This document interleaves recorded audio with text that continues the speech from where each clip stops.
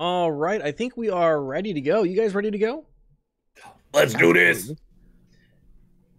Oh, hold on. I started the scene out with Marker Guys' bingo card, starting it right out. I forgot to remove a topic starting the show out. Marker bingo cards. Bro, what are you How wearing? dare you? There's so much yellow. What are you wearing? Me? He's repping, bro. Repping. I'm wearing my alma mater. Go Panthers! University of Northern Iowa.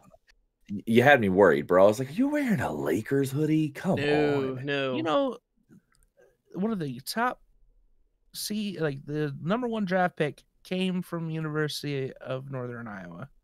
#1 draft pick in what? Running back. Football. No. Which one? Are we talking David Johnson? Yeah. Of the Cardinals? David Johnson. Oh, the card. Oh, yeah, but it's the Cardinals, man. I mean, but he was still #1 draft pick. Yeah, was that before or after they had another really bad season that required them to draft Kyler Murray from OU? Hello and welcome to Next to Nothing, a podcast for gamers on a budget. I am your host, Danny K. With me, as always, the wonderful, the beautiful, the Mr. Green Elite. How you doing, Green? I'm doing fantastic. I can't complain. I have zero fucking things to complain about today. Like, nothing. I'm home by myself. I had a decent day at work. And I had mac and cheese for dinner. I'm like living the fucking bachelor life. It's insane. It's great. Damn. I'm jealous. I'm a little jealous too. Fuck. Be jealous. And with you could us, die mad about it. with us, like 99.9% of the time, it is the powerful, the beautiful, the Revs fan, Padre. How you doing today? I'm doing fantastic, man. I redid the skirting on my house today, so I'm like, I've got that like kind of like productive exhaustion right now. We also like replaced all the steps on my front porch and everything. I'm like, dude, we like went at it. The only thing I have to complain about is some idiot on TikTok telling me I shouldn't drink bottled water because it's wasteful. Just remember, he's making you money right now. Yeah, I keep baiting them into commenting on my shit because I get paid for that. And nobody has to pay a dime except for TikTok, so I can actually be proud of that.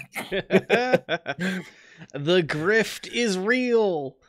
The grift is real. Yes. Soylent Green is people. So, before the show starts, I want to say that we appreciate you guys for joining us this week, and we appreciate all of you guys who watch and listen. We have a little bit of housekeeping to get out of the way. First, we did not make our 50 like goal. So, Green, what are we going to do about that? We're gonna go ahead and try it again. You think you can make me play a horror game? I don't think you fucking can. I really don't think they fucking can. I mean, they didn't want it enough last week. Yeah, so we'll extend it for this week. If this YouTube video, if you're watching on the YouTube video, if this video gets to up to 50 likes, I will play, was it Dark Fracture? Dark Fracture Prologue. Prologue, yeah. Just the prologue. And I want to break this fucking down for you. Like, I hate horror games. Like, I don't think you understand. Like, I'm overweight and out of shape. My heart can't handle that shit. Watching you play them, though. It's oh my god, horrible. I fucking hate it. So, like, this is some real incentive here. Like, this shit is real. Like, I could physically die on stream for this, for you, the people, for the people. I just imagine basically like a Roman Colosseum and Green being like, "We salute thee who are about to die." Or like I get a jump scare and I'm just in the chair like. So you get a jump scare so bad, instead of just dying, you full on like go Ring, like the girl in the closet in the Ring. Like, is he dead? Should someone call someone? No, it's fine. Leave him there. No, just walk some rye chips under his nose. It'll wake him up. Right. So yeah, if this YouTube video gets 50 likes, Green will play Dark Fracture Prologue. You guys gotta want it. Fractured butthole. The fractured, but you guys gotta want it. You gotta really want it. You gotta tell your friends. You gotta really want it. Like, you Gotta can't really just want it. You have to like really want it. Yeah. Because here's the thing: if you make it happen, then if you get to have that in the archives of the internet forever. Yeah, I still have to post the last time I played a horror game. I'm working on getting a YouTube intro made. I'll make that YouTube intro for you tonight if you upload it. I watched it over, like when I was trying to find clips for it, and like I was both hysterically laughing at myself and also scaring myself again trying to find the clips for it. So like I don't think you understand how much I fucking hate horror games. Like, dude, it was so funny watching. You were so shaky. It was like you could physically see you were sweating and fixing to cry. It was so amazingly fun to watch. And then if you haven't played the demo yet for what was it, Locked Up demo, there's like these two ghost ghoul things sitting in chairs while the baby is crying in the other room. And like to this day, all I can think of is why did they not get up and take care of that fucking crying baby? I will say this: the crying baby gave me anxiety watching you play. I was like, I thought we were gonna have like a Dawn of the Dead moment with a little zombie ghoul baby. And I had just eaten before that stream too, and like it gets to the part where there's like blood and like a baby cradle, and I'm like, I thought I was gonna be sick. I'm like, so. I hate to end this conversation early, but we do need to get through some other stuff here we do need to get through some stuff here for more housekeeping. If you guys do miss any part of the show, you guys can find us on YouTube, Spotify, Apple, and Google Podcasts, and everywhere podcasts are found. We do have a question of the week this week, and there's a bit of a caveat this week, and that is that we are doing a giveaway in time for Christmas. And the question of the week is, who in your life could use a free game? Someone who loves games but maybe couldn't afford something this year because of the pandemic. Maybe somebody who just really could use a pick-me-up this holiday season. Go on ahead and in the comments of the YouTube video, this is the only way you're going to be able to get entered, is in the comments of the YouTube video, leave a comment and tell us why, who you know who deserves a free game and why. And five commenters will get selected randomly, and they will get a game, and they will get a game to give to their friend or their loved one who deserves that free game. So once again, if you want to get entered for this chance to win, we'll announce the winner next week, just in time for Christmas. Who in your life could use a free game? Let us know in the YouTube comments. We'll select 5 random commenters, and they will get a game for themselves and a game for that person that they mentioned in the comment. Also, the bingo card. The bingo card, Don't yes. forget about the bingo card. Bingo card. Yes. Which I will post in the chat. I'll post the Twitter link in the chat for the live show here in a moment. But if you get a straight line bingo from what week did we start that? I think we started it 2 weeks ago. Yeah, I want to say it was 2 weeks. Yeah. I'll get the official date here in a minute. But any episode past that point, like at that point and then past, so like going forward from that point, if you get a straight line bingo, message me on Twitter with the bingo card and the timestamps. I will personally send you a $10 Steam card. You can use for whatever you want. You could use it to even get like the new Killer in Dead by Daylight. Exactly. Yeah. So lots of options for you guys to win some stuff here from us. Hope we wanted to give back to you guys, and especially around Christmas, and hope that you guys can use some free games, because that's about all we can really give you guys. It is the season of giving. Yes. And we are here to give you all the loving.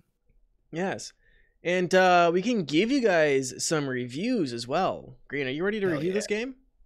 Yeah. All right. So Green, Elite, and I yesterday played a game called Sector's Edge. That's Mr. to you. Please. I'm a mister. Show me some respect. Don't call me Mister. That's my father's name. So Sector's Edge is a free-to-play voxel-styled first-person shooter. It's developed by Vericidium and Rocket Skeleton.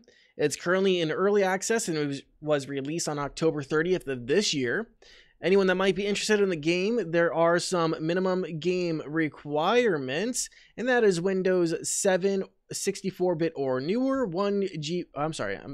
I think I said 64-bit or newer, and I'm not 100% sure on the 64-bit part. Green, can you verify that for me real quick? If it requires 64-bit operating system? Okay. Yeah. 1 second. My bad. I feel like a jackass. No, I was quite unprepared, but it's okay. I'm okay. Bush League. Let's see. You need Windows 7, 1 gigs of RAM, an NVIDIA Quadro FX, and it needs 1 gig of available space on your hard drive. The game is multiplayer only, so you'll need a broadband internet connection as well. I would basically describe this game as Halo meets Fortnite. It has a clean sci-fi aesthetic, if not maybe a little uninspired, with a destructible environment and building mechanics. Okay, so what was this? What was the question? What's the operating system? Does it need to be 64-bit or is it? It just says Windows 7 or newer. Okay, I don't think it specifies the bit. No, it's not specifying the bit. Okay. Just Windows 7 or higher. I would assume 32. Like 32 would be fine. I mean, that thing looks like it can be run on a potato. Oh, If yeah. If it requires a GTX 960 or higher, or NVIDIA Quattro FX 1700, I mean, that's for a minimum. That's a potato. Yeah, it's a very light and well optimized game. Kind of getting into the nitty gritty, some of the more technical stuff. The game does have a full and functional menu. I didn't notice anything out of the ordinary with the menu. Everything worked well. It does have an accessibility mode, which can let players select the outline colors of their enemies, friendlies, and party members to be custom colors. So if you're colorblind, especially if you're red-green colorblind, you can change that stuff around so you can discern those things better, which thumbs up. That's a nice addition. That's also something that I'm like, hey, at least they're paying attention. They're putting the thought into the game. I think that's a great sign. The game currently has 6 maps, 3 game modes, and the Steam page says that it's supports building of custom maps. Green and I only got our hands on 2 of the game modes, and we're only able to play a couple of the maps. The 2 game modes that we got our hands on, there's a tug-of-war style game called Breakthrough, where the 2 teams would have to go capture some zones, and you'd like capture zone 1, and then you'd go capture zone 2, and then you'd fight over like zone 3, and once you captured zone 3, you could go capture zone 4, but if they captured zone 4 back, then they could go back and capture zone 3, and you kind of played until you got all of the zones. The other mode was called Salvage, and you basically fought over a like device that spawned on the map, and it would spawn once it was depleted, it would move locations.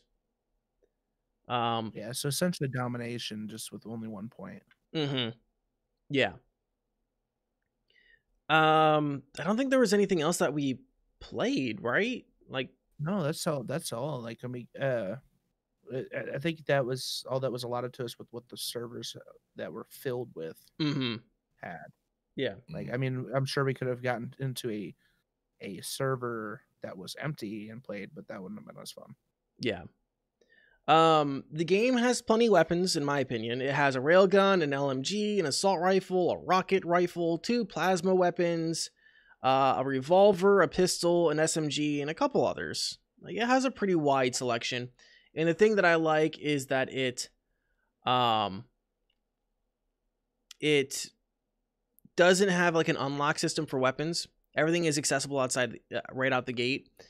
it works on like a point system where you can have, I think it's 15 points or 16 points, and you can't exceed that. So like the LMG is worth 5 points or 6 points, and some perks are worth points as well. There are perks, and it all adds up. So you have to stay within like a certain perk parameter. I think it was 15. Yeah. So the perks I mentioned, they let you, some of them like let you move faster, take less fall damage, increase shield, and a few other effects.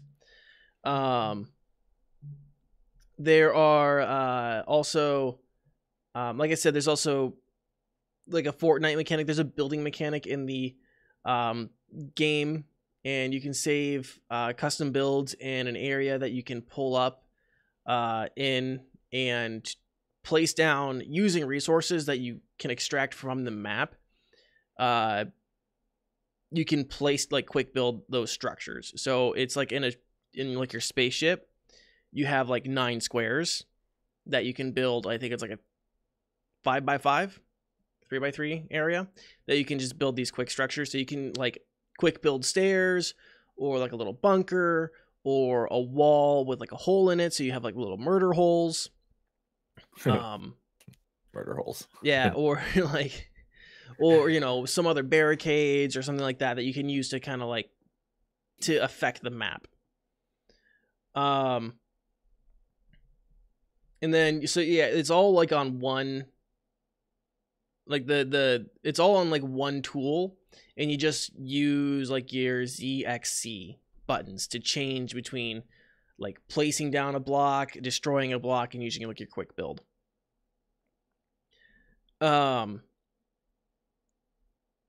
As I alluded to before, the game is super well optimized. It runs really smooth.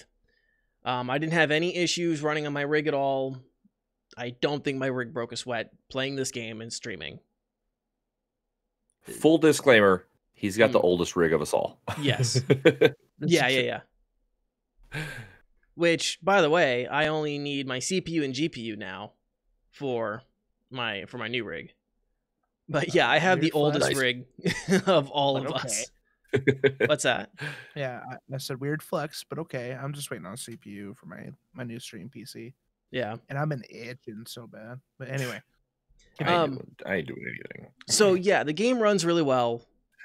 Like, there's no complaints there. One thing I did that we noticed right off the bat was the game has a really, really low player base, which I'm hesitant to bring up because in a review that could be a self-fulfilling prophecy, right? It's like, oh, I don't want to be like the person that's like, oh, it like the game doesn't have that many players, blah blah blah blah blah, and then discourage somebody from playing because of that and making the problem worse. Yeah, no, this game looks. I'm gonna go ahead and interject real quick. Like, everything I'm seeing and hearing about this game feels like it really deserves a bigger fan base. Like, it looks I mean, dude, I'm telling you right now, it looks like almost a perfect amalgamation of Halo and Minecraft. Yeah. Like almost perfect. And I'm watching this video, and it's just like so smooth. And video, by the way, is courtesy of Blue Drake 42. So guys, I mean, I don't know if he really needs my help, but he's a great YouTuber. He develops his own games as well. He talks about a lot of stuff. Go check him out. For sure. But so back to the player base situation with this game. We saw barely 100 people playing on the server, and there are plenty of servers that to accommodate a decent sized player base. Plenty of servers, like unnecessarily lengthy amount of list of servers. Yeah. And like 100 people is barely enough to fill 3 to 5 servers for it, and they had way more. I think there was 6 servers that were active when we were playing, and that was like with 2 servers, like 3 out of 16 players. Yeah. So I imagine if you're trying to play outside of a region, your server is going to of your region just because it has more people, you might have a rough time. again, I'm hesitant to bring it up because I don't want that to be like a discouragement for people to play, because I think the game is good and I think you should check it out. But just be warned that the player counts are pretty low for it. But again, I'm in two minds about it, and I think I'm doing a little too much hand wringing here. Green, I think I covered everything. What are your thoughts on the game? Like I liked the game. I mean, especially for a free to play game, it's extremely optimized. I think it's more of like a Minecraft-esque rather than Fortnite. But honestly, the biggest complaint I have is probably the server amount versus like actual player amount. The time to kill was really really quick. Like most weapons were like 2 or 3 shots are dead. So that may be something. If you're looking for something with a higher TTK, where it feels like you're not dying instantly, that might be something to think about.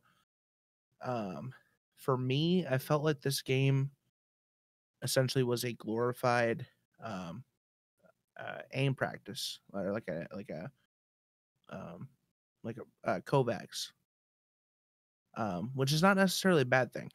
Like it especially with it being free to play and being so optimized that you can play it on anything.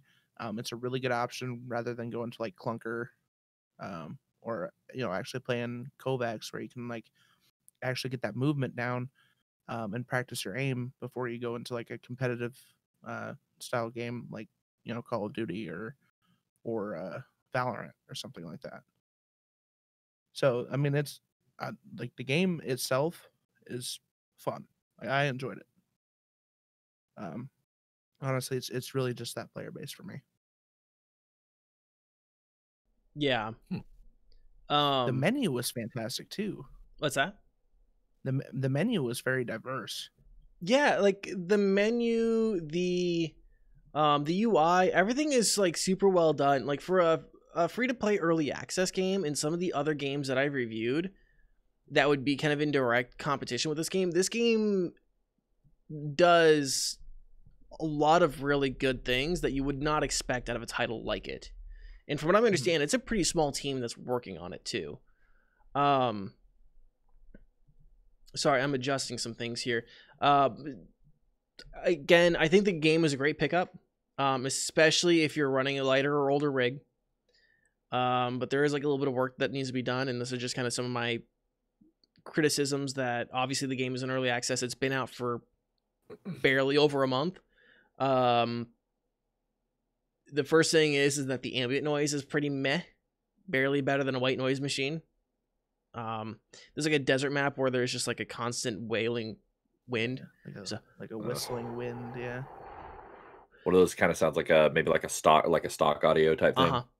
Yeah. So I turned that like pretty much all the way down, and then like the one kudos I had to say is like the audio wasn't overly insanely loud. Like usually when I put a new game up, I have to like turn it like down to like 25% or lower. Yeah. This one I think I dropped it down to like half, which I mean it's still a lot, but like not as bad as other games. Yeah. Right. Call of Duty. Yeah, Whenever you load into that thing, you still get that, like in Warzone, you get that little inkling of that like full blast audio right at the beginning of the Infinity Ward thing. Yeah. Rude. Which Cold War did better because they like when you open up Cold War, it is silent, and I fucking love that. They're like they were complaining it was too loud. We're just gonna shut that shit down. That fucker down. Yeah. The levels, the maps are pretty static and stiff, and I understand that there's a building mechanic and you have to like just be able to destroy things, whatever else. I think the best way for them to handle that, maybe add some elements to the add some elements that kind of like add some dynamic lighting or animate it in some way. I don't know how well or how that's going to affect the optimization at all, but maybe a little something, that like pulses a little bit, or has like just like a loop, like an animation loop of, like it looks like It energy just makes or things something's going feel more through. like vibrant or alive. Yeah, exactly. Because everything just feels static and stiff. Have Even you even the mentioned character anything in models. their like comments or community page or anything? Because I know a lot of early access games they monitor those pretty closely, so that may be something to mention in that portion of the Steam page. Yeah. Um, I mean, this is the first that we're publicly talking about it, except for our stream last night. okay. And then my other thing is I don't mind the destruction mechanics, but getting caught on terrain can be annoying. I don't really think there's much they can really do for that. That's just me being nitpicky and kind of bitchy.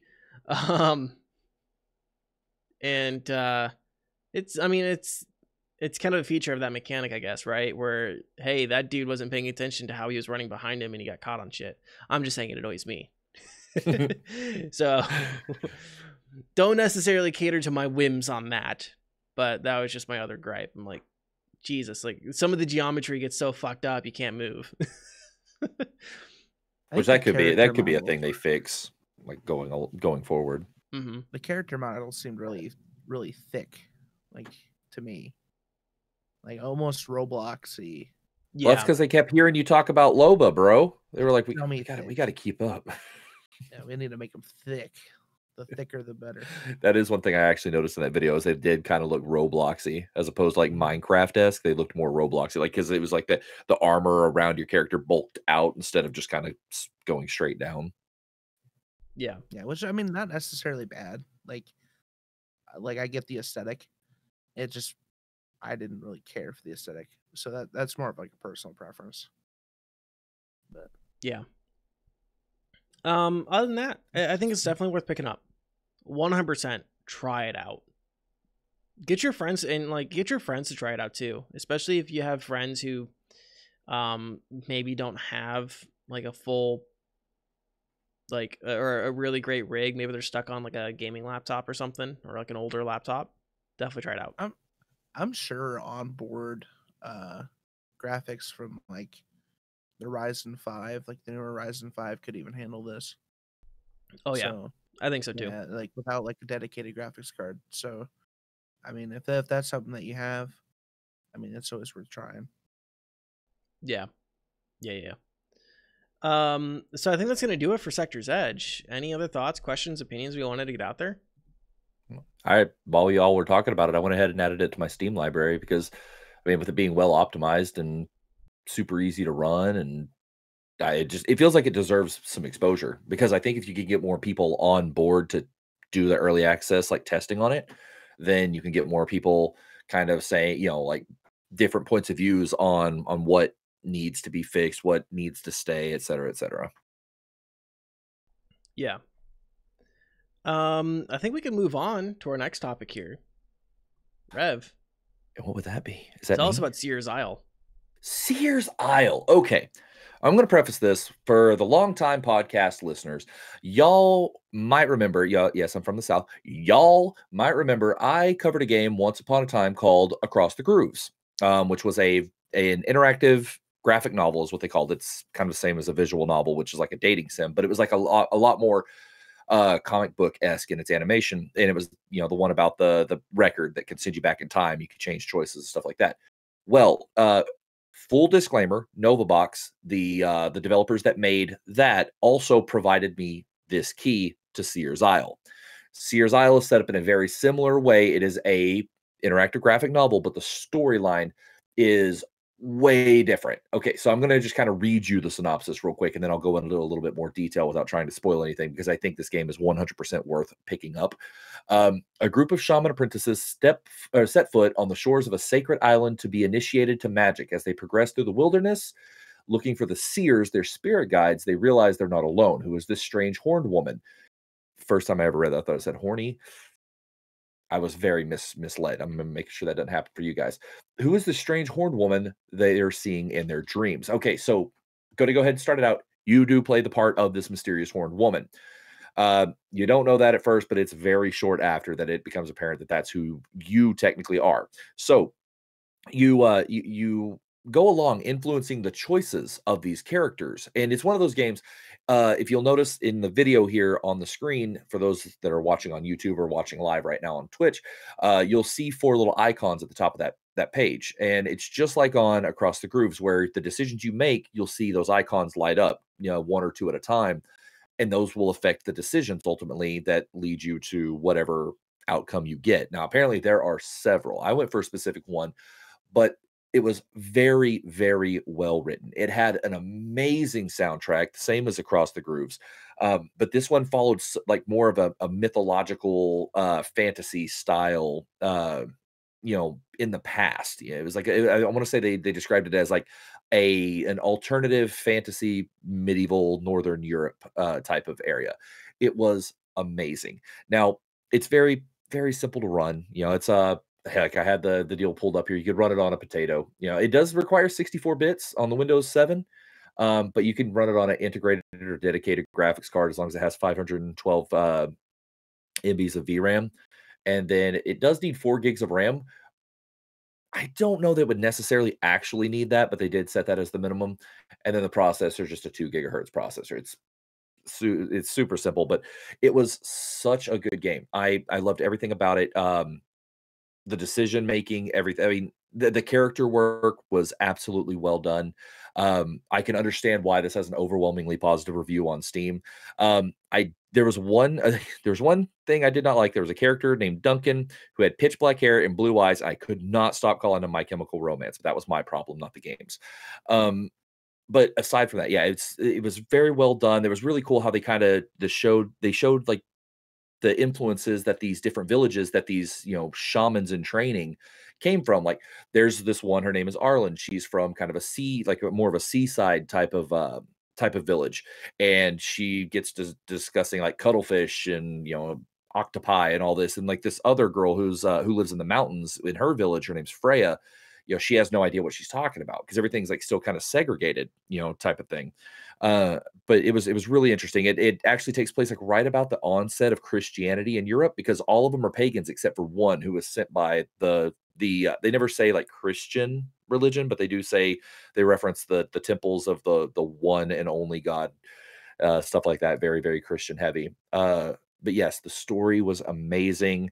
The fact that it's so replayable because there are so many choices. And I think it took me like 2 streams in like an hour. So, I mean, to get through one playthrough, if there's not a stream distraction, you could probably get through a single playthrough in roughly, I would say, maybe 6 hours.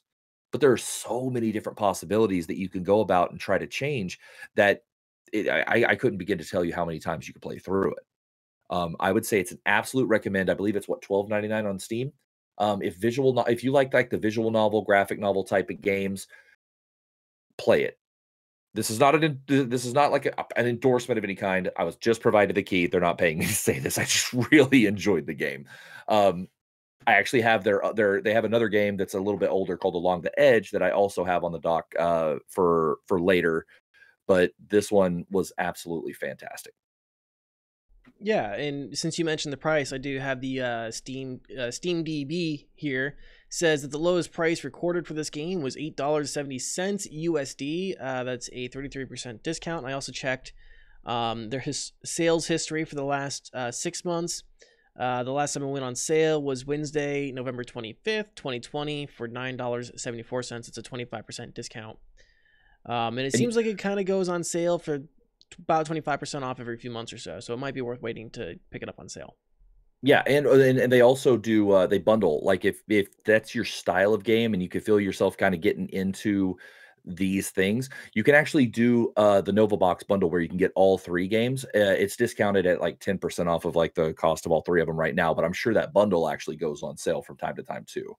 I mean, heck, there's probably another sale coming up here close to Christmas, more than likely. More than likely. Yeah, you'll probably see a drop in it. If you can pick it up on sale, especially if it goes on sale often, do so. Just to save yourself a few bucks.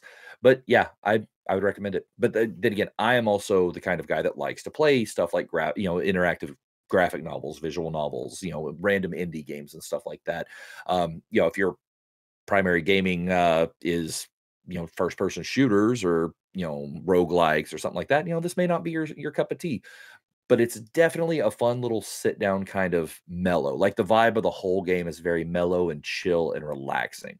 Like even when some of the intense stuff happens in the game, there's no like, rise in the music to get like real hyper, and it's very, very low key. So it's a great like just sit back and just chill kind of game and see what kind of outcomes you can get based on your decisions. Yeah.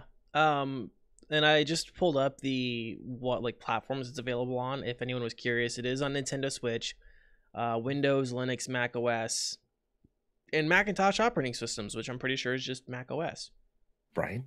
Yeah, I'm not surprised that it's on Switch because I'm pretty sure Across the Grooves was on Switch as well whenever I went to it, and I'm assuming they'll put all their games on Switch if they're going to be that style because they're if you'll notice actually a lot of the games that I cover that are these like these kind of like obscure indie games, a lot of them are available on Switch even if they're not available on Xbox and PlayStation. Like the Nintendo Switch has become a very indie friendly console. Like just one brief example. Y'all remember when I covered Adventures of Chris, the game I tested out at DreamHack Anaheim, got to meet the developer and talk to him and really get his vision behind the game and everything. It was like that 90s cartoon style.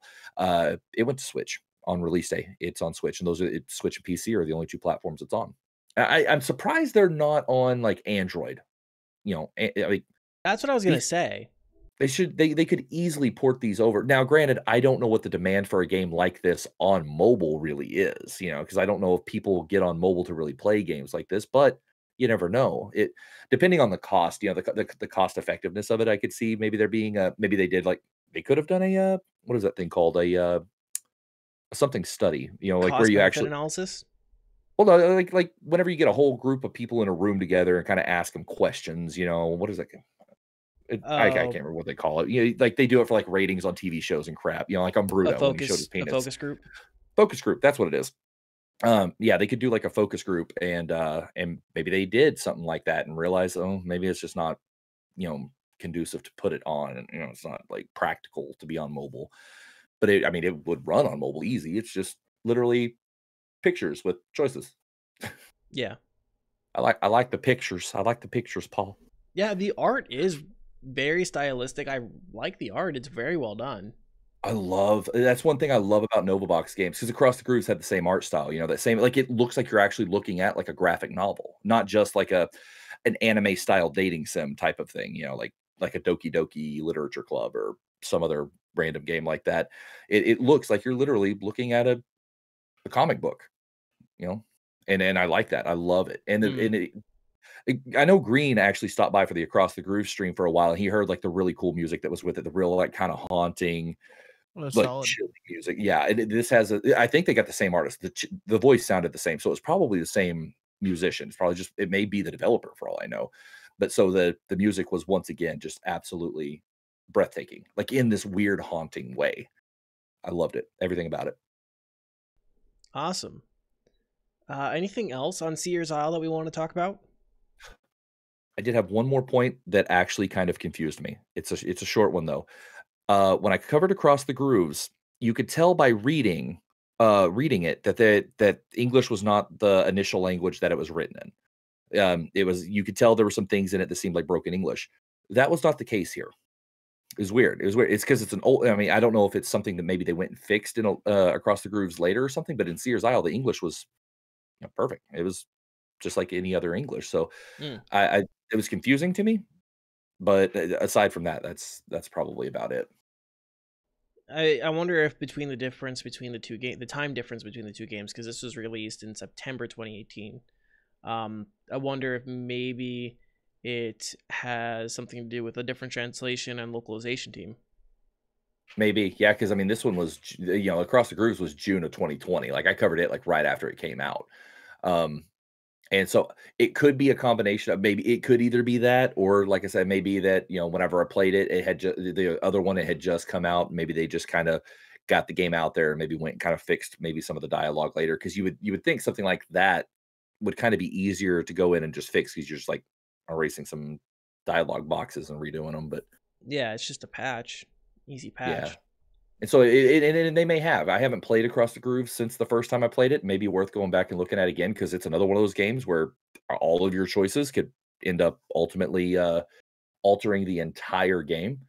So it may be worth doing. I did see that Twitch integration is coming to all of their games. They tested it out. Apparently, it went well. So I think they're going to do a full implementation, which I think is kind of cool. You know, you stream it with your friends, and they kind of help you pick and choose your choices along the way.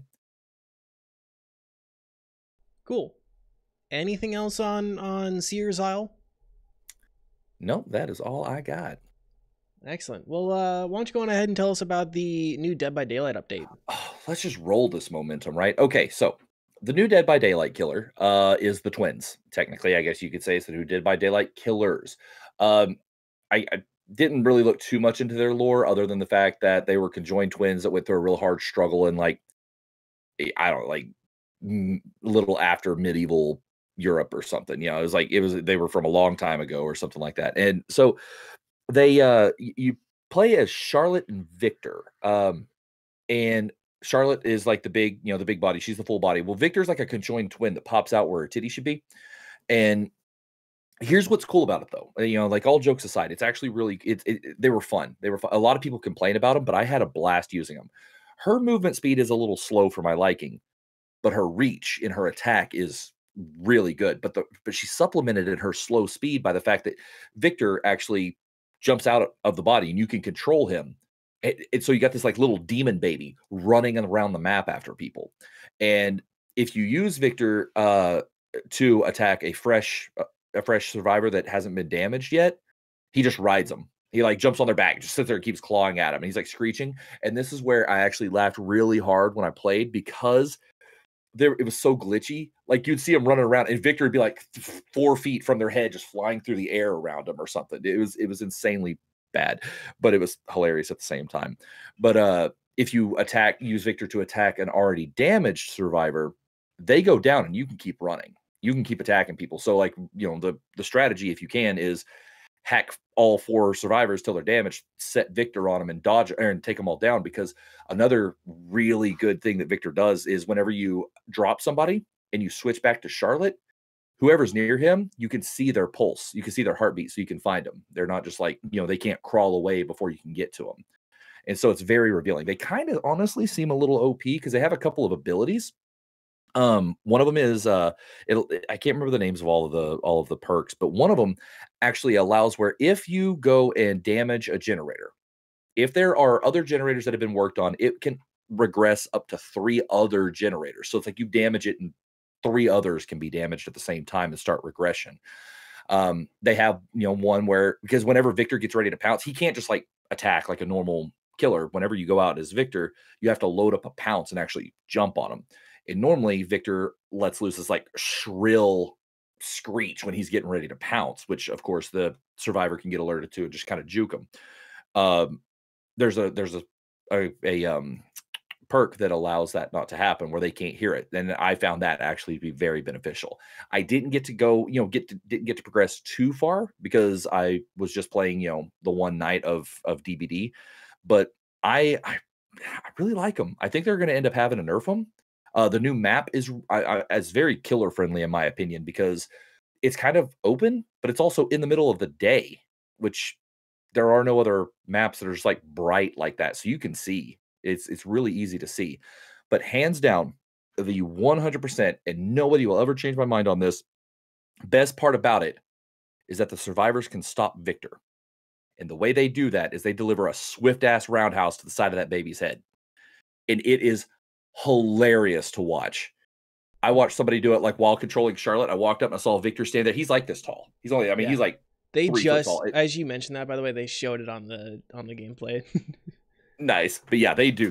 I mean, dude, it's so fun. I was acting like pissed off. Like, leave my little brother alone. But they do. They just run up, kick the shit out of him. It's so funny. But whenever that happens, Victor goes down and he rematerializes, you know, with a cooldown back where Titty should be. And it is kind of weird leaving your body in one place while Victor's running around another. I did one time actually utilize that to my advantage because I made it look like I was using, it was kind of rude, but I made it look like I was using Victor because I sent him out, but then I brought control back to Charlotte and I just stood there. I didn't move. And whenever I did that, I had some little shithead people trying to come over and like teabag my not moving body. I just went to swinging. Went to swinging on all of them because they thought I was controlling Victor because my body was just standing there. But yeah, it's a really interesting combination killer because you never really you don't have any other killers that can do that can separate. You can control two different people. Sometimes every time I it's kind of weird. This is the first time I've actually really talked about Dead by Daylight on the show. But one of the things that always comes up whenever I hear that a new chapter's coming, because they've been releasing killers left and right, is like they can release they keep releasing new killers. Like, when are they going to run out of like kind of abilities? Like, when are they going to run out of things that could be unique to a killer? Because as it stands now, there are some licensed killers that have some very similar methods. Like, you have the pig from the Saw franchise, her Ghostface from Scream, and Michael Myers all kind of have a similar feel. The only difference is Michael Myers can't like crouch. They all have kind of this like stealth kind of thing. And hell, even Michael Myers. Oh, go ahead. Well, the pig has the traps though. Yeah, the traps are very different for her. Yeah, those are amazing. I love using those, but like they all kind of have that like stealth pouncing kind of deal. One of the really strikes me as like being so very similar is Michael Myers and Ghostface have a stalk ability. It's almost like the exact same stalk ability. You sit there and you stalk in on somebody, and whenever you zone in, if you get them 100% zoned in, you can one strike them and knock them down. And that that can become like where do you draw the line of it being different now?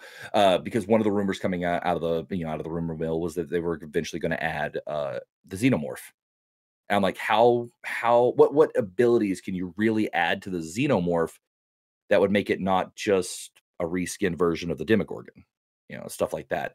But they never stop. I mean, they keep surprising me. They didn't. I mean, they keep doing it. They added Pyramid Head. He's got like a whole slew of new stuff. These twins are absolutely fantastic. I loved using them. The Death Slinger is probably my favorite aside from the clown, obviously.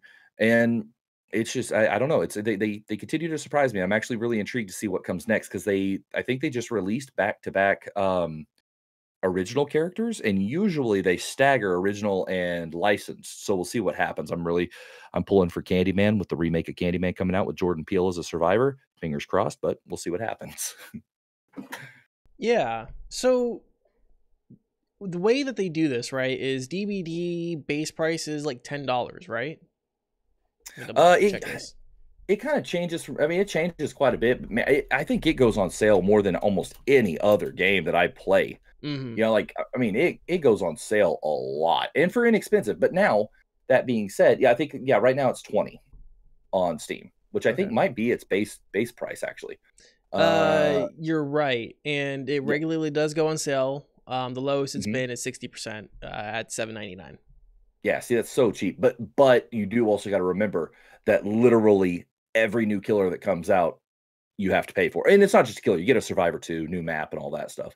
But they had almost all of them are $6.99 each time. But those also will go on sale for like half off a lot. Like, I picked up all of them whenever they went on sale for half off. I went and picked every one of them that was released up to that point that I didn't already have. And I think at that point all I had was the clown. Like, I even picked up the Ash versus the Evil Dead one, and I don't even play Survivor. But like, usually, so the way they'll price it is usually they'll price it kind of conducive to, or compared to what you're getting. So like, one DLC won't equal the price of another because, like, for instance, the Ash versus the Evil Dead one's $4.99 base price, but all you get is Ash. Same with Ghostface. But then you go up to the Stranger Things one, and it's $11.99, but you get 2 survivors in the Demogorgon. So they keep them staggered pretty well, where you actually get what you pay for it. It's not just a baseline price, but they do those things. Those DLCs go on sale all the time. But if you're trying to buy, the entire game start to finish, God, I couldn't even begin to add that up right now without it being on sale. It can end up getting real pricey if you're not careful. Because like right now, probably you have the Silent Hill bundle, but that comes with 7 different DLCs plus the base game, and it's $50, and there are way more than 7 DLCs. So it's just, you gotta, I don't know, you gotta like weigh what you really want. But that's another cool thing. You don't have to go and buy these like massive bundles of like all of these new characters. You can pick and choose, and it doesn't affect the gameplay for others. Like what was it back when you used to have to buy map packs on Call of Duty? If you didn't have a map pack, you didn't get to play with anybody else that had those map packs, obviously. But like, say I go and buy, a Binding of Kin, it come with a new survivor as well. And somebody didn't buy that, I could still hunt them as this killer. They just couldn't use that survivor. And we could even use the same maps, because you don't necessarily, the maps just get integrated into the game. They don't become part of the purchase. So that's kind of cool. But I mean, there's a lot of ways to kind of, still make it a very, very affordable game for yourself. And then you can piece it together over time. Yeah. So get some here and there. I haven't played DBD probably in about over a year. And you and I were talking earlier in our kind of our pre-show. There's a battle pass system now, right? Or something similar? It's called the Rift. It's a pretty sustainable one. You go and you buy, I think it's like 1,000 Auric shards, which I'm pretty sure is $10, just like any other battle pass. But it becomes pretty self-sustainable. But unlike a lot of other battle passes where you do have to use those same currencies to buy like cosmetics and stuff like that, you can just turn around and save them, because most of your other cosmetics and stuff are actually you use iridescent shards or some other form of currency within the game, because we found out there are like 6 different in-game currencies now. Some of them are seasonal. I did find out in my research, because I'm not like too in-depth in it yet, but I'm starting to get more and more as I keep playing it, because I'm really enjoying the kind of the difference that you're seeing in some of these new killers, like the Blight, the one that came out before the Twins.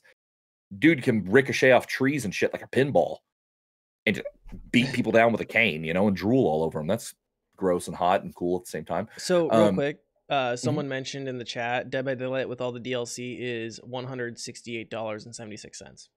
Woof. See, that's a lot of money. Thank you for doing that math for us. But like I said, they go on sale for like half off or more all the time. So you can like pick and choose, get the base game at half price, and then maybe like 2 or 3 DLCs of killers you want to try out. And by the time you get bored with those killers, they'll probably be on sale again. You can just get new ones after that. It's because I think I paid probably only like a grand total of $60 for everything I paid for. If I had to put a realistic dollar on it, and I have everything in that game, even like the stupid outfit DLCs that don't even matter because I don't play Survivor. I was like, just in case. They're on sale. Let's get them. They were like $3 or $2 or something like that. I want to see them come out with like an ultimate bundle, though. That's what I want to see. I want to see an ultimate bundle where you can save money by buying the complete game and then everything that comes with it, not just like a few here and there, the most recent ones. I haven't seen that bundle happen myself. Maybe it's something we'll see in the future, but it's going to be harder and harder the more they add. Yeah. Oh, hiccup. Okay, anything else on DBD? Because I'm looking at our time. We haven't gone to break yet. We probably should go to break and move. Green? I've said pretty much everything I needed to say. That's all I got. All right. Game sounds mortifying as fuck, but okay. Oh, bro, it's so much fun. Did I ever buy you? I know I bought DBD for somebody. Did I buy it for you? No, I bought it myself. I just haven't opened it up. Oh, bro, it's fun. Maybe we'll do that for a game night sometime. I should play with Zebo sometime. It's fun. Ooh. You can kill your friends. Yeah, let's get a kill your friends together for Zebo. Let's do it. We can even do like a role playing thing. I've been trying to put that together for a while. I'm down. All right, guys, let's go to break here and stay right there. We'll be back in 2-ish minutes, and stay frosty. Stay classy, San Diego. Yeah. Hold up 1 second. I'm losing my mind. Boom. I hope you guys are enjoying the show. We do this podcast to help you guys figure out what games to play when you're low on cash and help you put into perspective what all the weekly gaming news means and what it could mean for your wallet. Have we helped you save a little money recently? If so, could you do us a favor? Subscribe to us on YouTube. Make sure you ring that bell and drop a like and tell a friend about us. We sincerely appreciate you for watching and listening. And please, enjoy the rest of the show.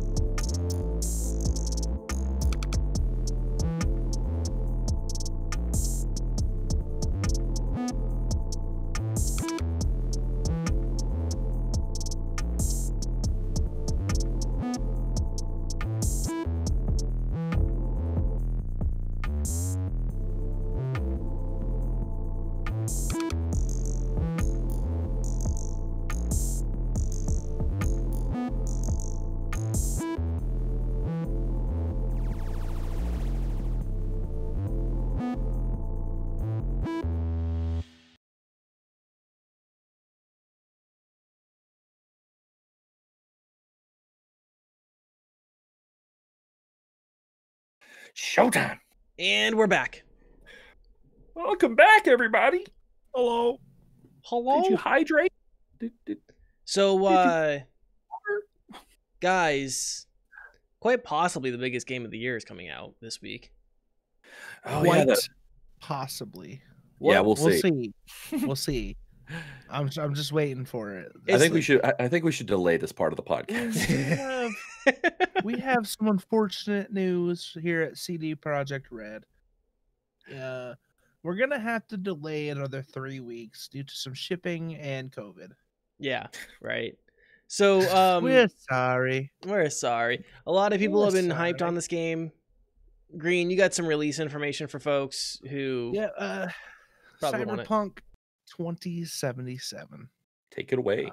It's coming out on Friday. On the 10th. So Thursday, right? Thursday is the 10th, yes. Thursday is okay. Correct. I'm slowly at least losing my mind. At least it is here in the United States. Yeah, in the US. Release date of Thursday, December 10th. You can still get the PlayStation 4 version for $49.94 on Amazon. Just a heads up.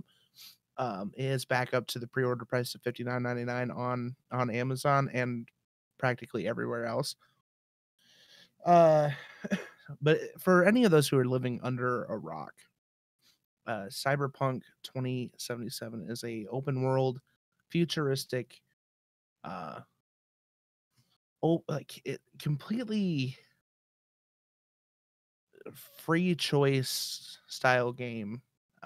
It's really hard to explain like what all it entails. Like there's so much customization that they're saying that you're allowed to do. You're an outlaw who can enhance their body with robotics and stuff like that per your player experience. I know that Keanu Reeves is in it as a character. That's pretty much all I've really seen. A lot of people are excited to play this game. There are some preliminary reviews out right now too from who you would expect, like Kotaku, Polygon, PC Gamer. Which is ironic because on their website, on the CD Projekt Red website for this game, it says it has been nominated for 200 awards, but the game isn't even out yet. You know what's ironic about hearing that too? Like, I don't know if you noticed, Danny, you probably looked at some of those reviews. They're not overall like massively favorable. They're just like kind of like middle of the road, slightly favorable on a lot of them. Yeah. So they're performance wise, there's been a lot of complaints because the DRM that's been used to prevent leakers affected the performance of the game pretty hard. There's also some bugs and stuff, some things that you would expect not to be there in a polished product. When it's been delayed. Yeah, especially when it's been delayed so many times. There's also a lot of controversy around the game right now, which being 100% honest, the controversy around it, anyone who hasn't touched the game has no right to say anything about it. Personally, you don't know what the game is. You're only taking the opinion of some of these journalists and reviewers and influencers, and how hyperbolic are they being on some of these controversial things. Exactly. I've seen actually, this is something that really kind of stuck in my craw, was CBJ said that gamers are angry about it. I'm like, who are the fucking gamers who are angry about this? Exactly. Right. Like, the game doesn't come out for another 48 to 72 hours. What gamers? That's why Metacritic had to put that fucking was it 72-hour block on reviewing new games, because these influencers and these websites are causing people to bomb games in their reviews before they even get their fucking hands on it or even see any gameplay. Yeah. Shit, the Monster Hunter movie, people are like bombing the game, the reviews on the game because of the movie.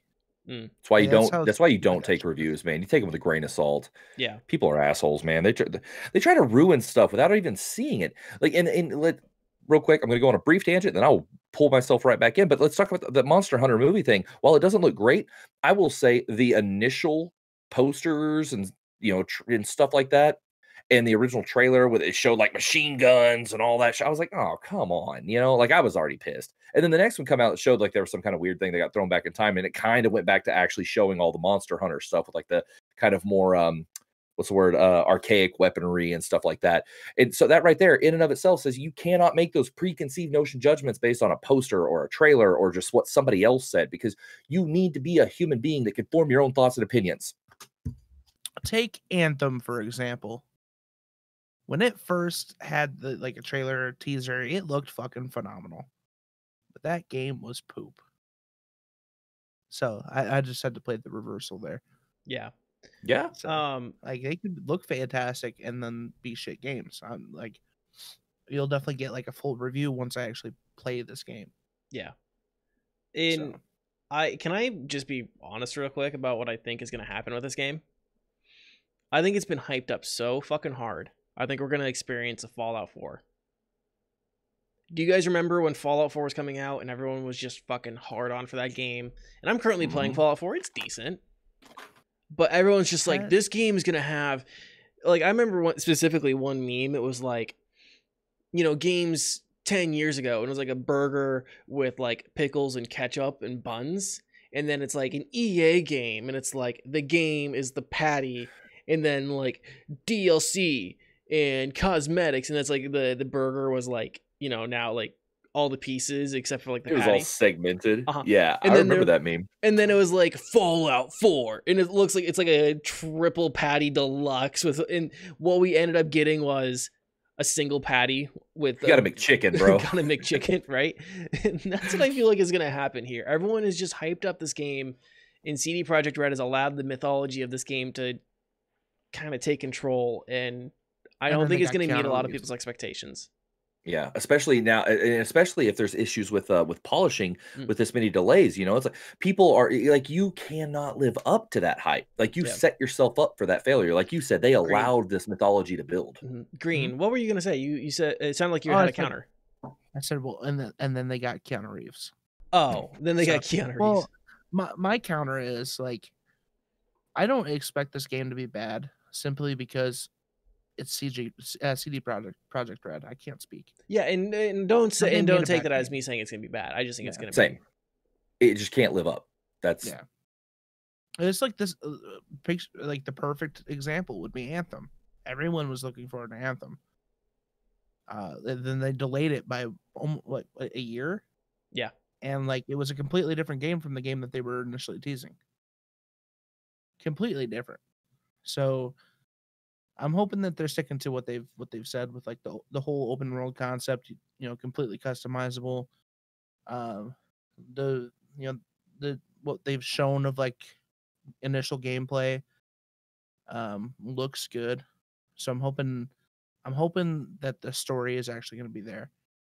Because especially with it being a single player game, if it has a fantastic story, that's what's going to pull people in. See, the one thing that I've seen, the one consistent negative I've seen in the reviews of the game so far, and this is again just coming from the reviews, is that it has a weak core narrative. It doesn't have great storytelling.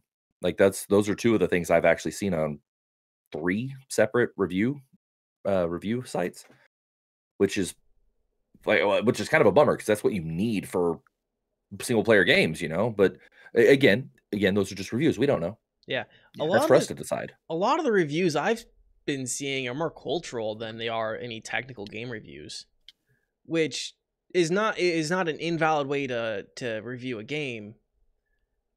I just find it a little odd that everybody is taking that cultural perspective. It makes me wonder how hyperbolic it is. But it's again, a hard M game too. Yeah. You get to customize your peonies and vaginis, dude. Yeah. Yeah. So where's that line of hey, this isn't meant to be a super serious game. This is meant to be raunchy or hyper violent, like the South Park games. Mm-hmm. The South Park games are meant to be offensive. Mm-hmm. So where's that line? And is it something like like Huckleberry Finn, where like the parents want the book banned because it says the N-word. Well, if you understand the book and that it is in fact a farce, like it's showing like what is wrong with the culture during that time, not being like Mark Twain was racist. No, it was him showing like making it ridiculous how the culture was of that time. So people are like, hey, do we really look that stupid? Like, Yeah. You're exactly right, because like I mean, Mark Twain was notorious for that. He was notorious for mocking the ignorance of that time. Like if you want to actually compare Mark Twain to like a fictional character that a lot of people probably know, Gene Wilder's character in Blazing Saddles, very similar. He was actually ahead of his time, but mocked.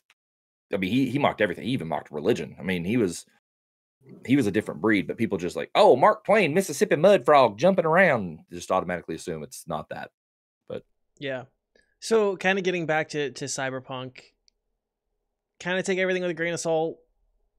I think a lot of the people who couldn't get their hands on it, a lot of the reviewers who weren't eligible for the review program, will be able to do their reviews on Friday, probably. That's when you'll probably see most of it. I would wait until next week for sure. If you haven't pre-ordered the game, I would say wait until next week to buy it.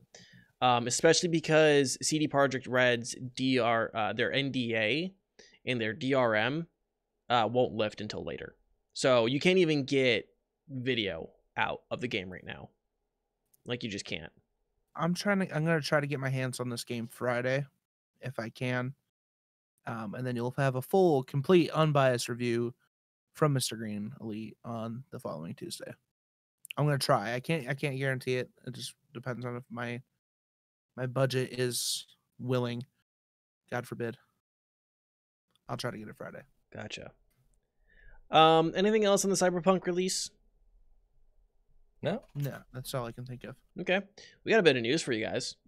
Can we delay that news for a little bit? Are you being serious? No. Oh. Maybe. So it could be soon that to play your Xbox games, you won't even need a console or a PC, guys. Instead, you might just need an app for your smart TV. In an interview with The Verge, Phil Spencer, the head of Xbox at Microsoft, said this, quote, I think you're going to see an Xbox app for smart TVs in the next 12 months. I don't think anything is going to stop us from doing that. What we used to call a TV was a CRT that's just throwing an image on the back of a piece of glass that I'm looking at. Now, as you said, a TV is really more of a game console stuff behind the screen and an app platform and a Bluetooth stack and a streaming capability. Is it really a TV anymore, or is it just the form and the function of the device that we used to have around our TV consolidated into the one big screen and I'm looking at it? He continued, the amount of compute capability in my home has increased with the number of streaming signals that have come in, not decreased. I think gaming will be one of those things as well. End quote. So basically, for like your Roku TV, your Samsung Smart TV, maybe the Apple TV app, you could potentially see an Xbox app for your Xbox xCloud, Project xCloud streaming. Green looks annoyed. It's gonna be Xbox Stadia. No. I'm going to tell you what it's going to be. I can tell you what it's going to be. They're not going to try to have you running games like Destiny and Halo and stuff like that on.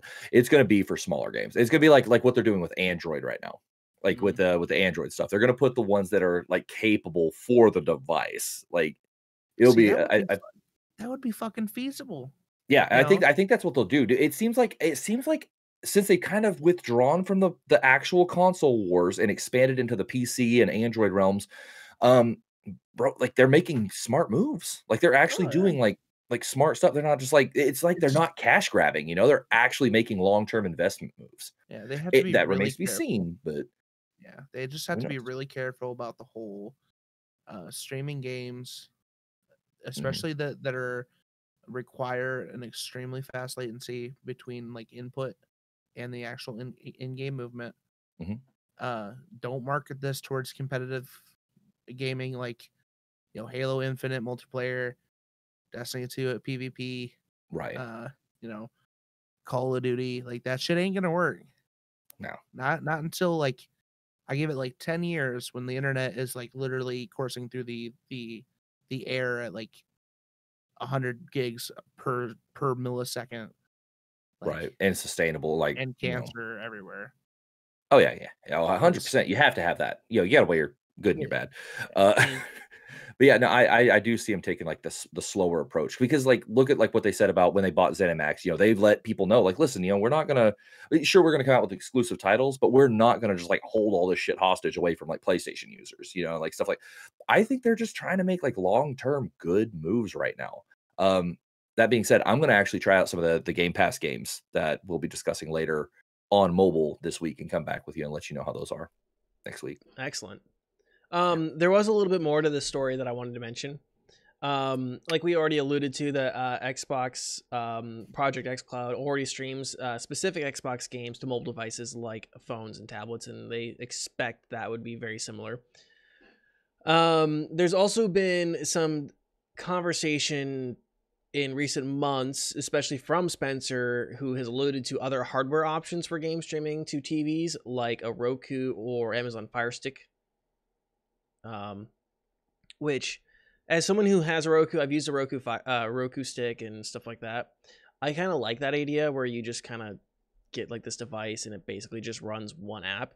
I do know though, and I do recall from when Google Stadia was released, how the Chromecast Ultras that came with the Stadia Pro started overheating, and so I'd be worried about that. Where am I gonna have to like be afraid of this thing frying behind my TV?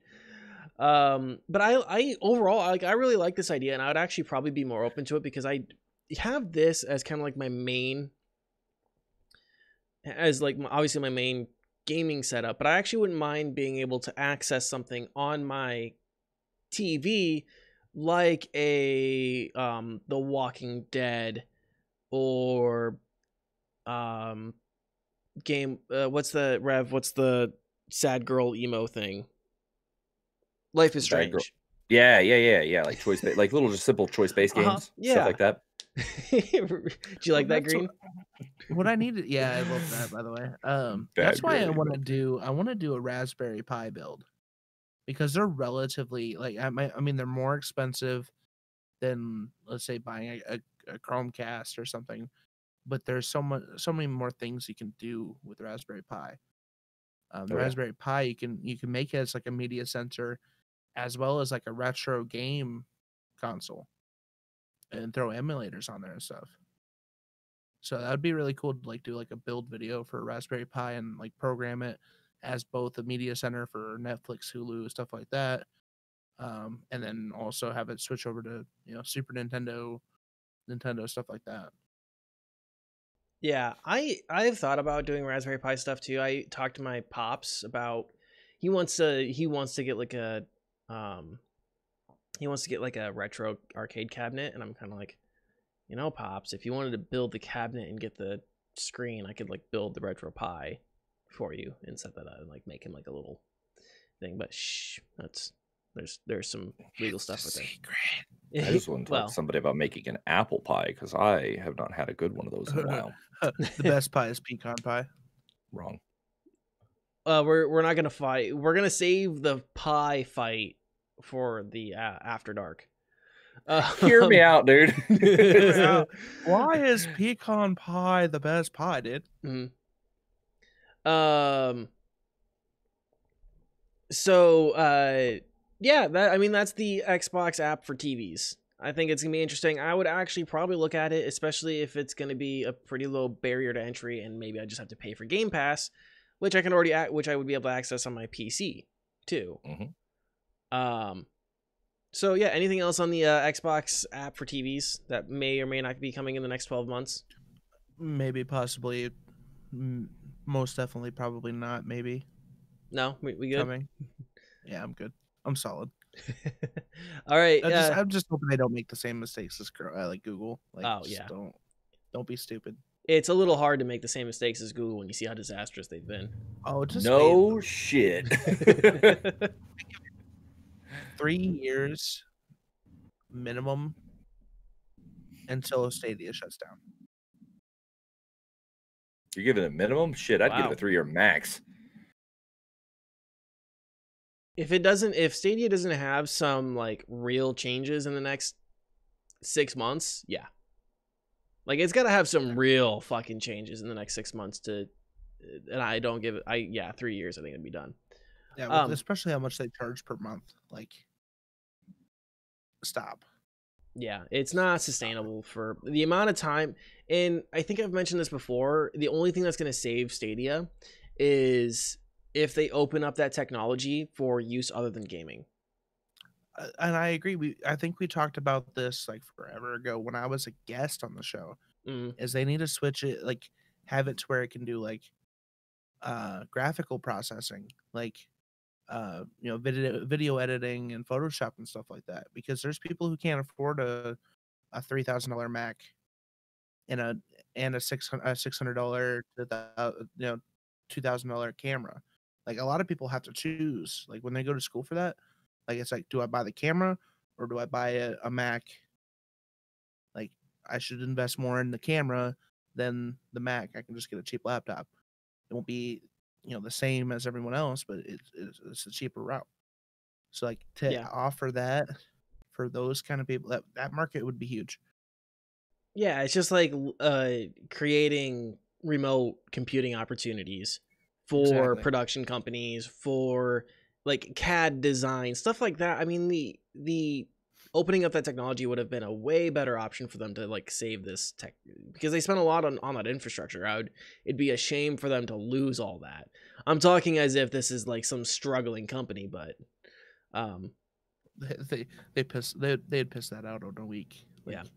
Okay. We'll just write that off. Exactly. All right, let's talk about games of the month, guys. Free games, free deals of the month.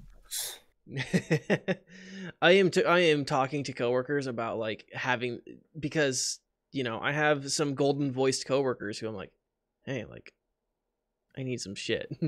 I need you to record some lines for me. I would be okay with that. Okay, give it a metal version from Alex, please. Ooh, yeah. Deals of the month. Well, no, I'll just do that one. I'm shipping it. Okay, so from Epic Games, 2 games you guys can get starting on December 10th until December 17th. You guys can pick up Pillars of Eternity Definitive Edition, and you guys can pick up Tyranny for those same days, December 10th to December 17th, Gold Edition. Again, Epic Games, December 10th to the 17th, you can pick up 2 games, Pillars of Eternity and Tyranny. Seems pretty decent. Twitch Prime. Until January 15th, you can pick up Hyperdot. Until December 25th, you can pick up Spectrum Retreat, Wizard of Legend, Lost Horizon, Sigma Theory, Global Cold War. Back to December 15th, you can pick up Turmoil. On December 18th, 10 days away, so you want to get this one quick, Ironcast. Back to January 15th, you can pick up Close to the Sun. And until this Saturday, December 11th, you can pick up Genesis Alpha 1 Deluxe Edition. And until January 1st, you can pick up Yooka-Laylee. That's all on Twitch Prime.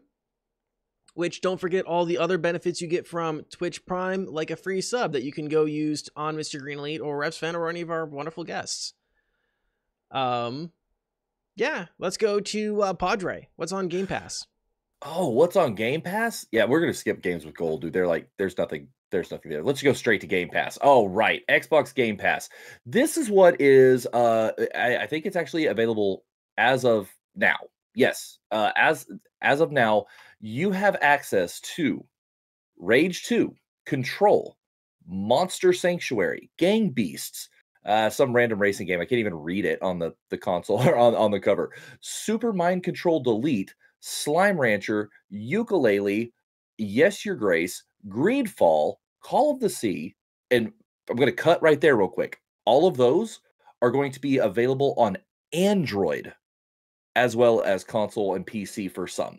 So interesting idea playing all these on Android. But then you also have Haven, Unto the End, Dragon Quest 11. Then here's where the big one comes in. Doom Eternal is finally officially dropping.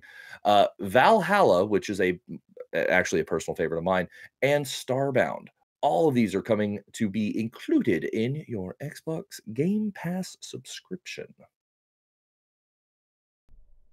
Dope. Green.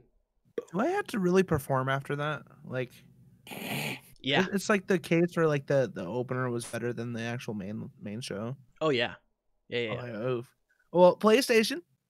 The free games this month for PlayStation Plus are Rocket Arena and Just Cause 4 with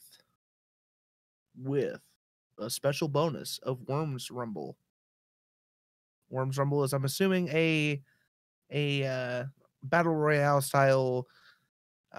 It's a arena-based 32-player cross-platform combat game. Just Cause 4, open world sandbox experience game.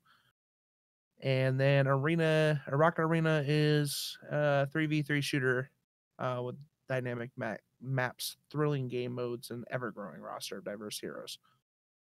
So, those are the 3 PlayStation Plus games that are free for the month of December. We'll say Worms Rumble probably worth the pickup. A lot of people remember Worms WMD from back in like 2016. A lot of fun, goofy game. Worms getting a I heard they were getting a battle royale, but I did not know it was coming this quick. That's I don't pretty think it's a battle royale. Just kind of a big combat game. Yeah, it's saying real-time arena-based 32-player cross-platform combat with a variety of fan favorite weapons like the bazooka and shotgun across game modes like deathmatch, last worm standing. I guess that maybe possibly a battle royale style. So I mean, yeah, I mean that might be an option for people to pick up. I haven't turned on my PlayStation in forever, so I'm probably not gonna pick it up. I might. We'll see.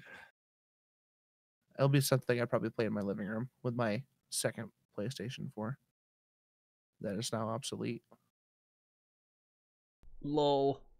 Lol. I didn't check Humble Bundle. I think they just had a sale. Let me double check. We are a Humble Bundle affiliate, so just keep that in mind. If you guys make a purchase through Humble Bundle using our link, we do get a portion of that. Purchase. Let's see. Let me double check and see what they have. I forgot to do this before the show. Even though I've been promoting some of our Humble Bundle links in different groups with different folks. I think like, I ain't gonna tell you what's there. You go look for yourself. It's like you go look for yourself and buy something, but use my code. Yeah, use my code. Yeah, they have a Cyberpunk book bundle. Yeah, well, so Cyberpunk, I don't think a lot of people know this. It started out its life as a TTRPG like Dungeons and Dragons. So you can get and there's some other media around it too. That's metal as fuck. I'm not gonna lie. I mean, Cyberpunk's essentially a genre at this point because of movies like Blade Runner and games like Observer, from Bloober Team. It's like its own thing now, kind of like steampunk. Same thing. And diesel punk is even its own thing now. It's like it's crazy. Yeah. So they do have the expand and explore pack right now. It gets Starpoint, Gemini Warlords, Stellaris, Galaxy Edition, and more. Had 9 items for a value of $213. Let me open it up real quick and double check and see how much how many games that are actually on it and what they're going for right now. If you pay $1, you unlock 3 games. If you pay more than the average of $6.24, you get all of the games except for the Stellaris. And if you pay $10 for the whole pack, you get everything including Stellaris. And that all benefits the Red Cross. The gold edition of Assassin's Creed Odyssey is 75% off. It looks like all of Assassin's Creed Odyssey is 75% off. Yeah. One thing, if you don't mind, I would like to add about Humble Bundle real quick. I find it funny that they decided to go ahead and do a big royalty-free music bundle, given the current controversy of all the DMCA stuff. It does only have 16 hours left, so anybody watching the YouTube video, you're probably too late, but they do have a whole deal of like a whole crap load of royalty-free music, and it goes to the V Foundation and the Prevent Cancer Foundation. Comes with a crap load of music. Yeah. Which we actually made $2.50 on, because I promoted that into a certain group. Wow. Yeah. That's what's up. So yeah, that's what's going on there. I did just post the in the live chat. Anything else, guys, that we wanted to mention? Any deals? Obviously, always keep your eyes out for free games, guys. Always. And if there are free games, if you do see free games and it's like a limited edition thing, send us a message. We'll post about it. Send one of us a message. We'll post about it for sure. 100%. Yeah. We good to go? Wrap up the show here? I think we're good to wrap her up, man. All right. I think we can. Green, go on ahead and tell the folks what's going on with your channel. I'm not gonna say much. I am gonna say that I have an announcement coming up soon. Like this week soon. So be sure to keep an eye out on my Twitter. It's big. So like big, like big. So you can catch that out on my Twitter. Twitter's at Mr. Greenlee. You can catch me on my Twitch channel at, of course, Mr. Greenlee. And then I also have all my other socials that are practically under the same name. So yeah, that's pretty much it. I can't believe you forgot to mention it. What did I forget? What did I do? The OnlyFans. My OnlyFans. Yes, I legitimately have an OnlyFans now, which is also at Mr. Greenlee. A legitimate OnlyFans. So yeah, check that out. Some saucy stuff is coming on the OnlyFans. Butthole GTFO. Hi, I'm Rev. You may know me as Rev Sven on Twitch, but you can find me literally anywhere else at Rev Sven TV because of a Norwegian priest claiming it, like on Twitter, I think. But coming up on my channel, starting tomorrow morning, on Wednesday morning, I'm going to be playing Blasphemous. I actually have like a full-time stream schedule now that it puts me like streaming in the mornings a lot. So Mondays, Wednesdays, Thursdays, Fridays, and Sundays, I stream at like 8 a.m. every morning Central Time. And that's where I'm going to do my story-driven games. And then Monday and Wednesday nights, I'm going live at night, typically doing like multiplayers or special event streams like Zebo's Funhouse and stuff like that. So tomorrow, I start Blasphemous. I was gifted a copy of that by a friend, and I am super excited to play it. I've been wanting to play it for a long time. And if we actually get to finish that soon enough, I'm going to go into a game called Fury that also looks really interesting. But tomorrow night, Apex with the boys. If anybody wants, wants to be a part of it. The only thing I got going on other than that is on Tuesdays, I have the Next to Nothing podcast, and Saturday is for the kids. But yeah, that's all I've got really going right now. Dope. Coming up on my channel, here on the stream side of things, probably be playing some Fallout 4. I'm not quite sure what else I'll be playing. Coming up on YouTube, I'm still playing Not for Broadcast. I have plans for another video that I'll probably be recording this week to go up on the YouTube channel as well. And otherwise, guys, just follow me on Instagram and Twitter at Danie K, DANIECAE. Oh, one thing I forgot to mention is that this week, starting tomorrow through Friday, I will be filling in for Ned on Air on the Nerdy Notes feature on Rock 108. So listen to Rock 108 or follow Rock 108 on their social media page to hear me talk about nerdy shit for about a minute. And if you live in our listening area, listen in at 5:20 p.m., 8:20 p.m., and 6:20 a.m. the following day, and you'll hear me talk about nerd shit. Otherwise, guys, don't forget to answer the question of the weekend. Remember, we are doing a giveaway this week. And the question of the week this week is, who in your life could use a free game? And in the comments of YouTube, go on ahead and tell us who that person is, why they deserve a free game, and you and your friend will automatically be entered to win one of 5 pairs of games. Right? So you comment, automatically enter to win. We will randomly select those 5 winners next week. But you have to comment on the YouTube video, and we will send you the Steam key for your game and the Steam key for your friend. So go on ahead. Again, the question of the week is, who in your life could use a free game? Answer that, get entered to win. Other than that, guys, we hope that you guys got the value out of this show that we strive to bring you. Hopefully you guys got some good purchasing choices in mind, and hopefully you guys got all the value out of this that you needed. We sincerely appreciate you guys for watching and listening. Make sure that you guys do check us out on YouTube, Spotify, Apple Podcasts, Google Podcasts, and everywhere podcasts are found. If you missed any part of the show, tell your friends, like, subscribe, ring the bell. That's all wonderful stuff that you guys can help support us. You guys can do to help support us. On that, guys, anything else that we need to mention? I think Rev has something to mention. Oh, wait. Does it have to do with a certain heated beverage? It may have something to do with a very fine heated beverage, yes. Okay. Oh, yeah. This is something I did want to mention, completely spaced on it.